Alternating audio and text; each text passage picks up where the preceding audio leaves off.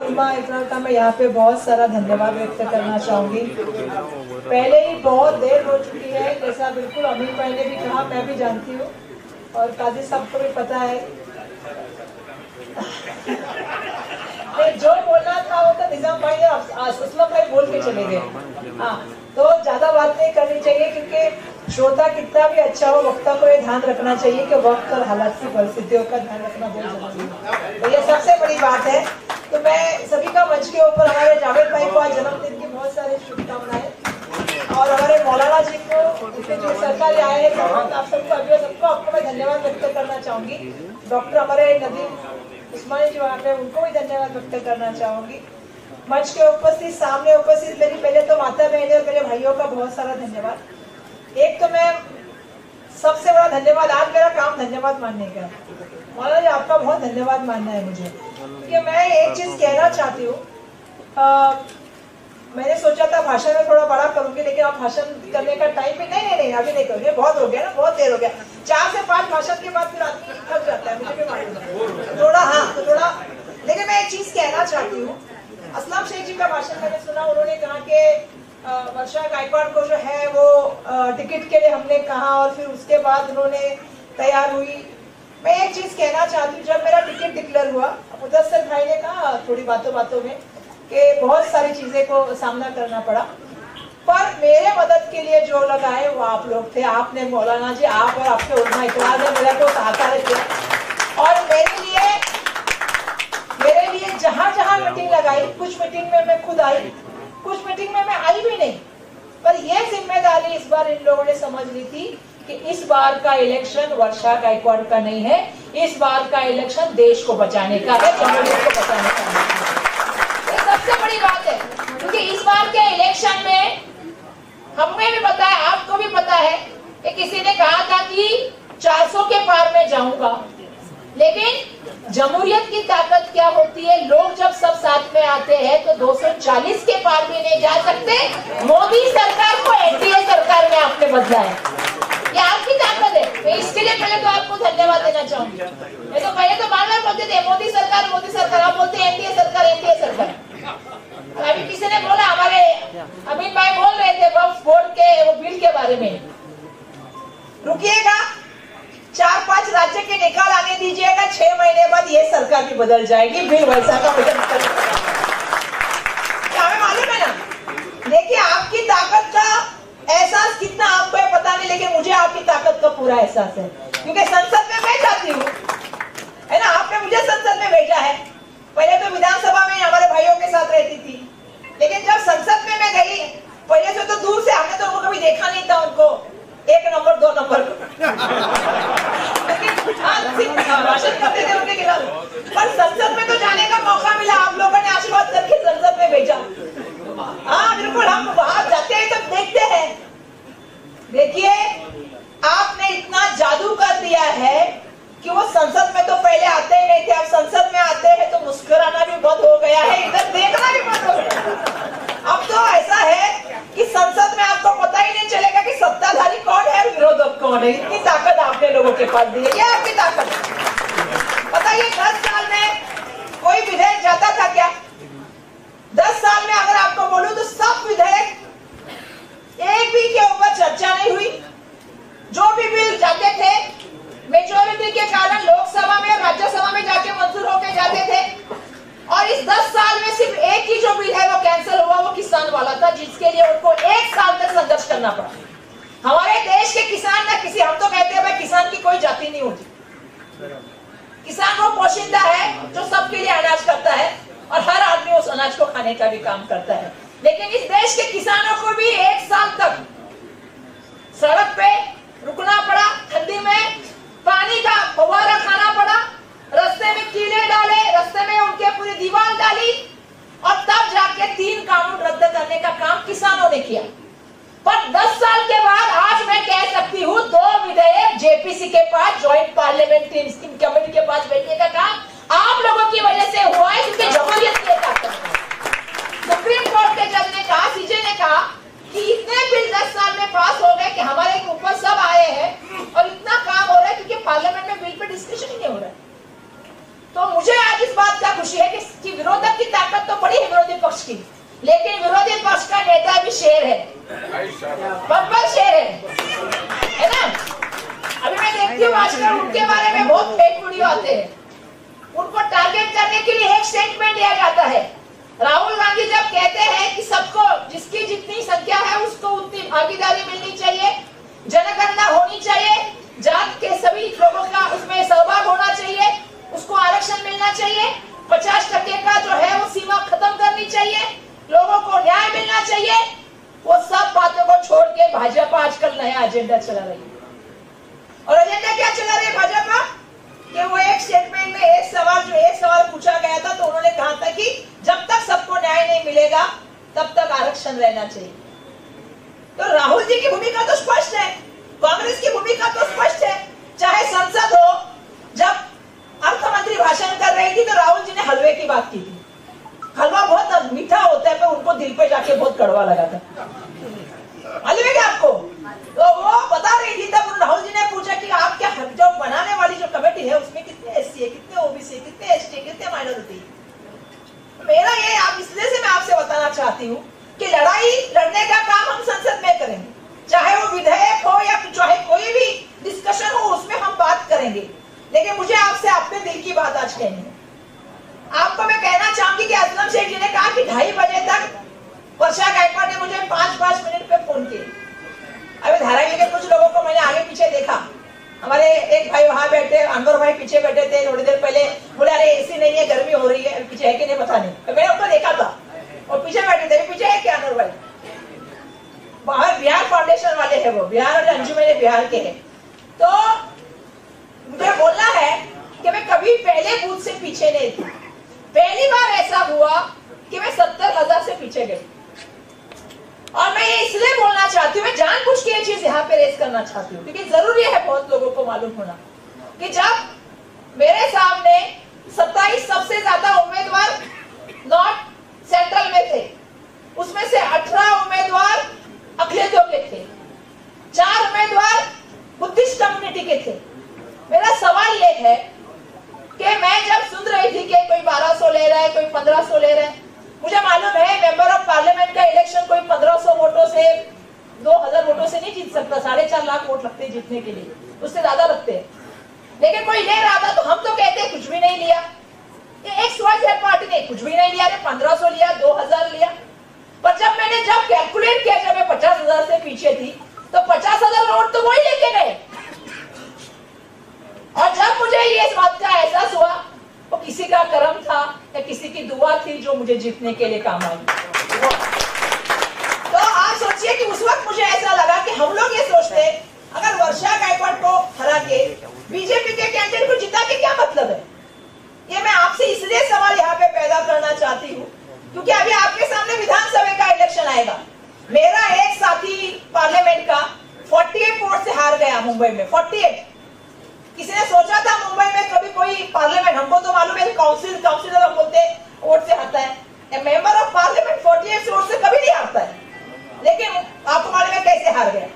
तो मेरा आप सबसे कहना क्या है, आप सबको एक चीज समझनी होगी, इस बार हमको महाराष्ट्र में महाविकास आघाड़ी की सरकार लानी होगी। ये मेरा आप सबसे विनंती है। आज मैं कुछ अपने लिए भी मांगना चाहती हूँ और आपके लिए भी बोलना चाहती हूँ क्योंकि जिस तरह से मैं देख रही हूँ आज एक माहौल हो गया है, आज एक माहौल डर का था पहले, अब माहौल हो गया है कि जो चाहे वो कुछ भी बोल सकता है। आज भी हम सीपी के पास मिल के आए, एक 15-20 दिन पहले भी हम सीपी डीजी के पास मिल के आए, रेलवे के पुलिस के पास जाके मिल के आए। कोई भी समाज हो, किसी 72 साल के बुजुर्ग के ऊपर कोई हाथ उठाता है तो कोई समाज उसको पसंद नहीं करता। कोई समाज ये नहीं सिखाता कि किसी दूसरे समाज के लिए नफरत करो या हाथ उठाओ। हर समाज सिखाता है मानवता और हर समाज सिखाता है मोहब्बत, प्यार करना, यही होती है सद्भावना। और इसीलिए मैं आप सबसे ये कहना चाहती हूँ कि ये लोग कुछ लोग जो बात करके गए, आजम शेख जी बिल्कुल सही बात करके गए। मैंने देखा उत्तर प्रदेश में कोई XYZ पार्टी खड़ी रहती है कि मैं देख रही हूँ महाराष्ट्र में अभी तीसरी आघाड़ी आएगी कि नहीं आएगी, चल रहा है ना अभी, मैं सुना है XYZ ने कल आज प्रेस कॉन्फ्रेंस ले ली, हम तीसरी आघाड़ी खड़ा करेंगे, कोई अम्बेडकर साहब भी खड़ा करेंगे, MIM से भी कुछ लोग खड़ा होंगे। हाथ जोड़ के विनती करना चाहती हूँ,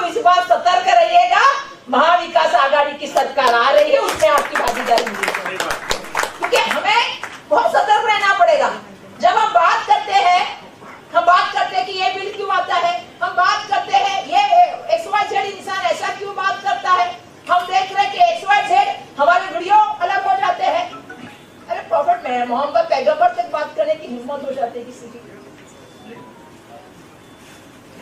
तो इस ताकतों को अगर किसी को खत्म करना है तो वो आपके हाथ में ताकत है, मतदान की ताकत है, उसकी ताकत को पहले खत्म। आज मैं इसलिए यहाँ पे बात करना चाहती हूँ क्योंकि आप यहाँ पे पढ़े लिखे लोग हैं, आप समाज के समझदार लोग हैं जो इस बारे में, अरे हम तो जाके कदम रामगिरी महाराष्ट्र में क्या बोल के आए, नितेश राणे पे बोल के आए, प्रसाद लाल पे बोल के आए, हम तो क्या ही रहे, इनकी तो पुलिस सिक्योरिटी निकाल दो, दिमाग ठिकाने आ जाएगा, इनके ऊपर केस भी ले लो।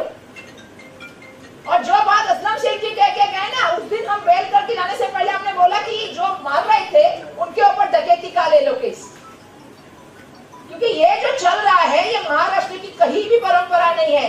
छत्रपति शिवाजी का महाराष्ट्र, राजर्षि शाहू महाराज का महाराष्ट्र और बाबा साहब के महाराष्ट्र में ये नहीं चलेगा। महाराष्ट्र में लोकशाही चलेगी और समता चलेगी और सबका बंधुत्व चलेगा। ये हमको बोलना पड़ेगा क्योंकि मुझे मालूम है कि आने वाले दिनों में उनको मालूम पड़ गया, लोकसभा के बाद डर हो गया है, लोकसभा के बाद सब चर्चाएं हो गई है कि भैया ऐसा हुआ वैसा हुआ, ये समुदाय वो समुदाय, इसीलिए राहुल जी के लिए वो नैरेटिव सेट कर रहे कि राहुल जी ने आरक्षण को विरोध किया। अरे आप राहुल जी को नहीं जानते, सब जानते हैं कि राहुल जी की सोच क्या है। अभी मैं देख रहा हूँ उनके खिलाफ नारे कौन लगा रहे, वंचित आघाड़ी। जब मोदी देश के संविधान को बदलने की उसके लोग बात करें तो उनके खिलाफ क्यों नहीं नारे लगाए, उनके खिलाफ क्यों नहीं उतरे? तो ये बहुत बड़ी साजिशें चलेंगी। मैंने देखा, मैं गुजरात में काम कर रही थी 16 में, मैंने उसके बाद मध्य प्रदेश में काम किया। अभी भी आपको मालूम है, अगर आप सर्वे निकालोगे और आप पढ़ाई करोगे तो आपको दिखेगा कि 1000 से लेकर 10,000 में कितनी सारी सीटें आ रही है। तो हमें ये सोचना पड़ेगा, ये हम लोग आज जो आए हैं वो आज वर्षा गायकवाड़ का, तो मुझे तो बहुत खुशी है, मेरे लिए आपने उलमा इकराम ने तो मदद की, मैं तो बहुत अपने आप को भाग्यशाली समझती हूँ। मैंने थोड़ी देर पहले नसीम सिद्दीकी जी थे, मैं जानबूझ के उनका यहाँ उल्लेख करना चाहती हूँ। ये कौन जात धर्म लेके आया है, ये कुछ मुफातखोर लोग लेके आए हैं जो अपने मुफात के लिए बात कर रहे हैं, जिनको इस देश में एकता पसंद नहीं। ये देश में एकता रहना बहुत जरूरी है। वर्षा गायकवाड़ इलेक्शन में धारावी में खड़ी थी, मुझे ऑफिस नहीं मिल रहा था, तो मैं नाम लेके कहना चाहती हूँ, नसीम सिद्दीकी साहब ने उसी दिन अपने दुकान का सामान खाली कर दिया और वर्षा गायकवाड़ को ऑफिस बनाने के लिए उस समय मौका दिया। आज उलमा इकराम ने मुझे मेरे लिए प्रचार किया कि नहीं किया? यहाँ पे मेरे भाई बन के असलम भाई और अमीन भाई खड़े रहे, हमारे में कोई जात धर्म नहीं, हम सब लोग मिलके साथ रहेंगे। ये मैं बात यहाँ से कहना चाहती हूँ, मत बांटो हमको, और हमें बंटना भी नहीं है। हम तो जाके समाज में भी बोलने वाले हैं। अगर प्रकाश अंबेडकर जी को बीजेपी को हराना था, वो मोदी के खिलाफ थे, तो उन्होंने महाविकास आघाड़ी में आना था और आना ही है, क्योंकि अगर आपको उनको हराना है तो क्या करना चाहते हैं आप वोट काटने का काम करके किसको जिताना चाहते हैं? भाजपा को जिताना चाहते हैं, एकनाथ शिंदे को जिताना चाहते हैं, अजित दादा को जिताना चाहते हैं, जिन्होंने अपने पार्टी के नहीं हुए, अपने घर वालों के नहीं हुए, तो आपके और हमारे क्या होंगे? 10 मिनट की बात है। मैं ये जानता हूँ कि आप लोग 7 बजे से बैठे, मगर जो प्रोग्राम है मैं ज्यादा वक्त नहीं लूंगा आप लोगों का। आज की इस जलसे के एजाज में जो जलसा रखा गया है, मोहतरमा professor Varsha Gaikwad, member of parliament, Mumbai Congress के अध्यक्षा, पद्मश्री डॉक्टर ज़हीर कादरी साहब, यूसुफ अबरानी साहब, अल्लामा बुनई साहब, स्टेज पे बैठे हुए सभी उलमा इकराम, सभी सियासतदान, सामने बैठे हुए हमारे उलमा इकराम, भाइयों बहनों, दोस्तों और साथियों, मैं माजरत चाहता हूँ। तकरीबन 10 नाम लेने से जो मैं नहीं ले रहा हूँ, स्टेज पे बैठे हुए सामने बैठे हुए लोग, क्योंकि लोग काफी देर से, मैं 2 बात कहकर अपनी बात खत्म करना चाहता हूँ। 2 बात ये कि उलमा इकराम का एक प्रोग्राम है, अल्लामा बुनई साहब ने सभी उलमा इकराम को जमा किया है, टीचरों का फेलिसिटेशन है, उनका एजाज है, और इस देश का इतिहास है कि 1857 से लेके आज 2024 तक जब भी इतिहास लिखा गया है तो उसमें उलमाओं का नाम सर फहरिस्त लिखा गया है। आज़ादी की बात हो, जब आज़ादी लेने की बात हो, हाईवे पे कई कई किलोमीटर तक जाड़ से उलमा को शहीद करके लटकाया गया था। ये इतिहास है हिंदुस्तान का। और आज भी जब 2024 में लड़ने की बात आई, कौम को एक करने की बात आई, हक परस्ती की बात आई, तो देश के उलमाओं ने बहुत ही नुमाया काम किया। उसके लिए मैं दिली मुबारकबाद देता हूं सब लोगों को। दूसरी बात, प्रोफेसर वर्षा गायकवाड़ जो मेंबर ऑफ पार्लियामेंट है, उनका और उनके परिवार का इस महाराष्ट्र की मिट्टी से एक इतिहास है। इस परिवार से कई सालों से, 25-30 सालों से मैं जुड़ा हुआ हूं। एक चीज मैं आपको बताता हूं, जब भी अक़लियतों की बात आएगी, पार्लियामेंट में आवाज गूंजेगी, तो आपको वर्षा गायकवाड़ की गूंज सुनाई देगी। बहुत सी बातें कहनी थी, मगर मैं एक बात यहां कहना चाहता हूं कि जो वक्फ अमेंडमेंट एक्ट आया है,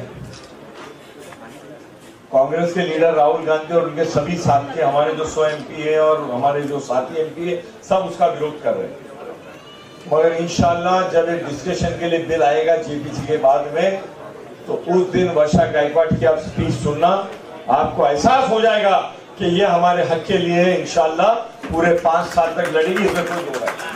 हम सब मिलके, जो पार्लियामेंट में है, जो असेंबली में है, जो असेंबली में नहीं है, हम सब इस वक्फ अमेंडमेंट बिल की मुखालफत करते हैं। हम इसको रिजेक्ट करना चाहते हैं। ऐसा बिल जो हमारे बुजुर्गों ने जो अल्लाह के नाम पे जो प्रॉपर्टी दी है, उसके अंदर हम किसी भी तरह की मुदाखलत बर्दाश्त करने वाले नहीं है। ये हुकूमत कान खोल के उसमें। आज की इस खूबसूरत जलसे की सदारत और हमारी चीफ गेस्ट, हम सब की लीडर, कांग्रेस की लीडर, मुंबई में 10-12 सालों के बाद हमारी खासदार प्रोफेसर वर्षा गायकवाड़ जी, महाराष्ट्र के नंबर 1 MLA और हमारे भी MLA, क्योंकि हम उन्हीं के वोटर्स हैं, अमीन पटेल जी, मुस्लिम लीडरशिप में जिनके लिए आजकल लोगों का दिल धड़कता है।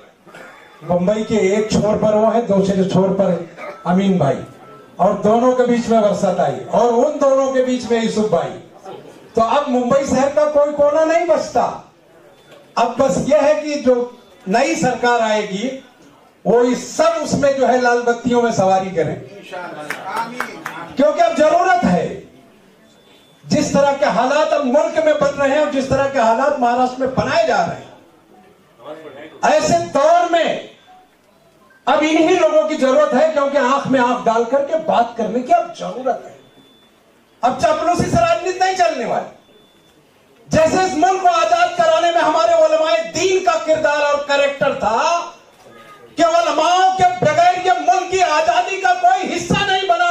अगर मुल्क के उलमा अगर इस देश की आजादी के लिए ना आगे बढ़ते, तो शायद मुल्क सैकड़ों साल और भी आजाद ना होता। मैं सलाम करता हूं अपने उलमाए किराम का, दोनों यहां नौशाद साहब भी बैठे हैं और पुनई साहब, कि आपको वाकई यकीनन सलाम करना चाहिए कौम को कि एक दिन भी आप गाफिल नहीं रहे। चाहे वो लोकसभा का चुनाव रहा हो, चाहे पार्टी को आगे बढ़ाने का इशू रहा हो। कई लोग जब बात करते तो मैं लोगों से कहता था कि कभी घर से भी निकलते हो, तनकीद तो बहुत अच्छे से कर लेते हो, अरे लोगों के यहां जा रहे हैं। अगर लोगों के यहां नहीं जाएंगे, दिलों में उनके चीजें पैदा नहीं करेंगे, तो आज ये खूबसूरत जो मंजर देख रहे हैं वो शायद ही बनता। अगर मुंबई में कांग्रेस की एक लोकसभा की सीट ना आती, तो मुंबई में क्या जवाब देते? वो लोग जो बातें करते हैं कि हमको एक टिकट नहीं दिया, हमको उनको टिकट नहीं दिया, इनको टिकट नहीं दिया, 12 साल क्या कर रहे थे? जब आपको मौका मिला तो आप घरों से निकले और आपको जोड़ने का काम, जो काम ऑल इंडिया उलमा बोर्ड ने किया, वो सियासतदानों ने नहीं किया। जैसे अंग्रेजों के जमाने में उलमाओं ने लाठियां खाई, जेलों के सींचे में गए, यहां तक कि उलमा किराम के सरों को हाथियों के पांव तले कुचलवा दिया गया, तब उनकी आजादी मिली। तो उस आजादी का भरम आज हमारे उलमा किराम रख रहे हैं। सिर्फ वो मस्जिदों की मेंबरी नहीं करते, उलमा जब निकलते हैं तो यकीनन इस बात के लिए तय करते हैं कि मुल्क की सियासत में क्या हाल होगा। अगर इस बार का ये जो 2024 का लोकसभा चुनाव हुआ, अगर मुल्क के उलमाओं ने आवाज ना लगाई होती तो क्या इस बार नरेंद्र मोदी से मुकाबले की तैयारी थी? नहीं थी, क्योंकि जो साजिश हमारा दुश्मन मुसलमानों के वोट के साथ करता है वो खेलने में सफल हो जाता। पहली बार मुल्क की आजादी के बाद उलमाए दीन की मेहनत का नतीजा था, चाहे मौलाना सज्जाद नोमानी हो, चाहे मौलाना अरशद मदनी हो, चाहे वो मौलाना तौकीर रजा हो, ये लोगों ने वही किरदार अदा किया जो कभी मौलाना आजाद ने, मौलाना मोहम्मद अली जौहर और दूसरे उलमाओं ने किया था। वो किरदार इस बार 2024 के इलेक्शन में हिंदुस्तान में देखने को मिला। अगर ये किरदार अदा न होता तो आपके वोट फिर उसी ढाक ढाक के तीन पत्ते की तरह होते और इधर उधर बिखर जाते और मुल्क में जो आज हम असर उठा के बात कर रहे हैं शायद बात न कर पाते। नहीं, हमेशा इधर से उधर हम अपने वोटों को बांट दे रहे थे, लेकिन ये पहला मौका था जब मुल्क का मुसलमान मुत्तहिद होकर एक ताकत के साथ हिंदुस्तान में इंडिया गठबंधन के साथ खड़ा था और राहुल गांधी की एक बात पर कि डरो मत, ताकत के साथ रहो, तो उस बात को आपने साबित कर दिया। और वही काम मुंबई में हम सब के लीडर बगैर डरे रोज धमकाने का काम होता रहा, लेकिन एक दिन भी बगैर डरे हमारी नेता मुंबई की गलियों में जा के आपको तैयार किया और लोकसभा में आपकी नुमाइंदगी दिया। और जब पार्लियामेंट में वो पहुंची तो जो पहली तकरीर है उनकी, आप जाके देखिए पार्लियामेंट में कि आंख से आंख मिलाकर उन्होंने सारे वो सब्जेक्ट जो आपके थे पार्लियामेंट के पटल पर रखा, उन्होंने कोई डर नहीं दिखाया। और दूसरी चीज है कि महिलाओं को जीने का हक दिया। आज 50% रिजर्वेशन मुंबई में है। राहुल गांधी की सरकार बनते ही 40% लोकसभा और असेंबली में भी महिलाएं आएंगी। हम तो खुश हैं कि कम से कम मुसलमान बहनों को यह मौका फराहम होगा कि आप असेंबली और पार्लियामेंट के दरवाजे देख सकें, वरना आपके लिए रास्ते बंद थे। जिस तरह के हालात बनाने में राहुल गांधी ने पूरे देश के लिए काम किया, वही काम हमारे ये तीनों आमदार जो आपके सामने बैठे हैं, क्योंकि ताई तो हमारी आमदार ही थी ना, आपने अपनी मोहब्बतों से उनको खासदार बना के दिल्ली भेज दिया। हालात आज भी गड़बड़ हैं। आज किताबें बांटी जा रही हैं। खुर्शीद सर जैसे आप प्रॉफिट फॉर ऑल के लिए किताबें बांट रहे थे, ऐसे मुसलमानों के नेता बीजेपी की दलाली करके किताबें छपवा रहे हैं। मैं वो किताबें भेजने वाला हूं अपने नेताओं को। वो किताबें आ गई हैं, वो किताबें बांट रहे हैं कि देखिए साहब ये नेता है आपके इंडिया गठबंधन के जो मुसलमानों की बात करते हैं, एक भी सीट नहीं देते। हम तो मुसलमान हैं। ईमान है इस बात का कि जो मेरे रब ने पैदा करने के दिन लिखा और मारने तक का सारा इतिहास तुम्हारा तय है। तुम्हारे मुकद्दरों में अगर लिखा है कि तुम मिनिस्टर बनोगे तो दुनिया की कोई ताकत तुमसे छीन नहीं सकती। जब इस बात पर मेरा ईमान कामिल है तो मैं किसी की दलाली में बैठकर यह बात क्यों करूं? जो तय होगा तुम्हारे मुकद्दर को मिलेगा। आज आप देख रहे हैं कि वह अविश्वास कैसे लाए जा रहे हैं। उनको डर हो गया है, उन जमातों को यह डर हो गया है कि मुल्क का मुसलमान जाग गया है, अब इसको हम बांट नहीं सकेंगे। अगर इसको बांट नहीं सकते तो आने वाली 4 राज्यों के इलेक्शन की चारों सरकारें इंशाअल्लाह इंडिया गठबंधन की होंगी, कोई उन्हें रोक नहीं सकता। तो अब आज वो दूसरे इश्यूज निकाल रहे हैं। बोर्ड के इश्यूज को लाकर कहां से कहां खड़ा कर दिया। आज मौलाना मुजद्दिदी और मौलाना वली रहमानी की क़यादत में आज कांग्रेस के तमाम सरबराहों से मुंबई में आज सारी मुलाकातें हुई आपके उलमाओं की। कितने परेशान हाल हैं। वो जानते हैं कि हम इसमें तरमीम नहीं कर सकते, लेकिन मुसलमानों को बांटने का ही रास्ता बचता है कि आप उनके साथ आ जाएं। क्यों आ जाएं? ये जमीनें आपके बाप दादों की हैं, ये हमारे आबा अजदाद ने आपको डोनेट किया है। वो जो लोग धोखे की बातें कर रहे हैं वह अमेंडमेंट बिल को पढ़िए और आप अपने बच्चों को भी सिखाइए, क्योंकि गूगल सर्च करके दूसरी चीजों में न जाएं। उनको सिखाइए कि आपके आबा अजदाद ने लाखों हेक्टेयर जमीनें आपके नाम कर रखी है, आपको मांगने की भी जरूरत नहीं है। जब हमारी सरकारें आएंगी, यानी इंडिया गठबंधन की सरकार आएगी, तो अगर यही लोग हमारे मिनिस्टर होंगे यही, तो हम इनके साथ बैठकर सरकार के हाथ सामने आंख में आंख डाल के अपने इश्यूज को हल करवाएंगे। और ये किया है हमेशा। कोई ऐसी बात नहीं है कि आज जाएंगे तो बात करेंगे। असलम खान साहब मिनिस्टर थे, रात भर दरवाजे खुले थे। जब जिन विषय पे चाहा यहां लोग बैठे हैं, यकीनन वो आपको कह देंगे कि कभी उन्होंने ये नहीं कहा कि आप मत आइए। धारावी का इलाका आपको याद होगा, मिनी हिंदुस्तान है। हमने ताई के फादर के साथ भी उतना ही काम किया। कोई इलाका ऐसा नहीं बचा था जहां सब लोगों ने काम नहीं किया। उन्होंने भी जब जरूरत पड़ी है, मुंबई कांग्रेस के वो अध्यक्ष हैं, जब लगता है हम लोगों की कोई भी छोटी सी घटना है, पूरी ताकत के साथ खड़ी है। और आज वो इसीलिए आई, आज उनके बहुत कार्यक्रम है, उसके बावजूद वो उलमा का, खास करके उलमाओं का शुक्र अदा करने आए कि बगैर उनकी सिफारिश के पूरी उलमा लोकसभा के चुनाव में हर जगह मजबूती के साथ खड़ा रहा है। मैं इस बीच इस्लाम जिमखाना के चेयरमैन, उनके न तारीफ न तौसीफ न कुछ नहीं कहूँगा, बल्कि उनकी खिदमत सब जानते हैं। मैं उनको दावत सुखन देता हूँ। मोहतरम यूसुफ अब्राहानी साबिक MLA और इस्लाम जिमखाना के चेयरमैन साहब तशरीफ लाएं। ये महफिल उन्हीं की वजह से है। ये जितनी खिदमत इस महफिल के लिए की गई है मोहतरम यूसुफ अब्राहानी साहब का, उसका हम शुक्रिया अदा करें तो बहुत कम होगा। मोहतरम यूसुफ अब्राहानी साबिक MLA चेयरमैन इस्लाम जिमखाना साहब तशरीफ लाएं, माफिज़ में इज़ाफ़ा फरमाएं। अस्सलाम वालेकुम। सबसे पहले तो मैं हमारे प्रेसिडेंट वर्षा गायकर का शुक्रिया अदा करूंगा कि उन्होंने उलमा बोर्ड की इस दावत पर दफे कहा और यहाँ पहुंचे हमारे बीच में। हमारे MLA अमीन पटेल साहब, डॉक्टर ज़हीर कादी साहब और बहुत सारे हमारे मेहमान स्टेज पर हैं, सबका शुक्रिया। देखिए, मैं सिर्फ 2 मिनट बात करूंगा इसलिए कि हमारी प्रेसिडेंट को जाना है एक फंक्शन में। भंवर से लड़ो, तुंद लहरों से उलझो, भंवर से लड़ो, तुंद लहरों से उलझो, कहां तक चलोगे किनारे किनारे। वर्षा गायकवाड़ यहाँ बैठी हमारे बीच में, इनके सामने सब बातें करना थोड़ा ठीक नहीं लगता, लेकिन मैं बताऊं आपको, इनके वालिद मरहूम एकनाथ गायकवाड़ साहब, उनको लोग जानते हैं किस नाम से? Giant killer. Giant killer. Hindustan के स्पीकर मनोज जोशी जब उनके सामने खड़े हुए तो यही कहा गया था कि उनको हराना बड़ा मुश्किल काम है, लेकिन वो लड़े और उनको हराया। अब देखिए, बाप और बेटी में फर्क देखिए क्या है कि बाप MLA बने, फिर मंत्री बने, फिर MP बने, प्रेसिडेंट बने पार्टी के। अब बेटी को देखिए, बेटी MLA बनी, मंत्री बनी, MP बनी, मिनिस्टर बनी, अब MP बनी, अब यूनियन मिनिस्टर बनना बाकी है। तो बाप, हाँ प्रेसिडेंट, तो बाप और बेटी में मुकाबला हो रहा है। अब देखिए, इनके वालिद साहब तो नहीं है, लेकिन हम दुआ ये देंगे कि आप उनसे आगे बढ़ो, आप उनसे आगे बढ़ो। अब देखिए, एक और बात सुनिए, जो कांग्रेस पार्टी के लोग हैं, जो बाकी लोग हैं, आप जानते होंगे कि जिस दिन वर्षा गायकवाड़ को यहाँ का सदर बनाया गया, हमारे दिल्ली से ऑल इंडिया उलमा बोर्ड के नेशनल प्रेसिडेंट, लीगल सेल के इस्लामिक स्कॉलर सैयद अर्श आला फरीदी साहब आए हैं। मैं उनसे दरखास्त करूंगा, आए, आपकी गुफ्तगू तो दुआ ही हो जाएगी, जो भी बात निकलेगी खानकाह से दुआ होती है, तो आए और खिताब फरमाएं। सैयद अर्श आला फरीदी साहब, Islamic scholar, national president, all India उलमा बोर्ड, लीगल सेल।